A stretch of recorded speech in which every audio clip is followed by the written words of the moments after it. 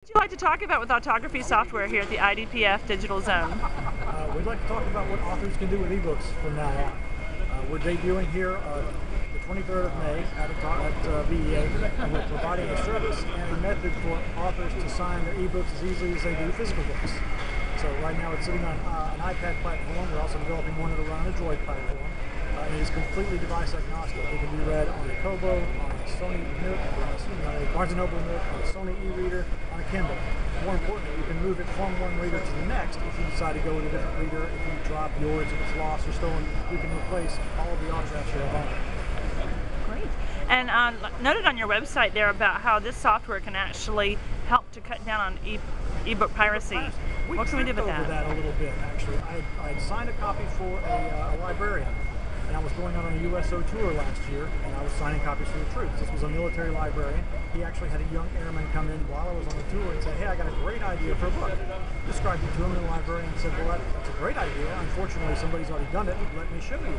Pulls it up and shows it to this young man. That was a free ebook. I was giving it away on the tour. But he wouldn't give this young man a copy because it had his name in it. I personalized it with his full name and rank, location, the whole 9 yards. He would not give a copy away because it had his information on it. As we've gone back and looked at other personalized copies of our books, they're not going anywhere. They're not showing up on the majority of the sites where you see a lot of this piracy taking place, because it has not just your name and personalized note from the author. It can have, as you see behind me, no you don't, your photo with the author on it, which again, you're not going to put your name and photo up there where somebody could pirate it and put 20,000 copies out. Right. And so we've seen this as an incidental way of keeping piracy to a minimum. There's always going to be ways around it, just like they can break DRM, but it's not going to be something the average user on the street is going to go out of their way to do, because it's simply not. Okay. And actually, Barnes & Noble has already had a successful autography ebook signing with an author. Yes. How was that experience? Well, it was an application signing, not an ebook signing. Oh, okay. My mistake. And from what we saw in the media, there didn't seem to be a whole lot of people doing it.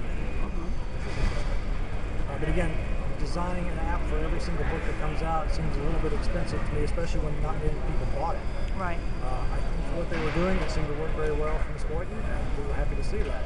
So, imitation is the most sincere form of flattery. We're flattered. Great. Well, thank you very much. Thank you.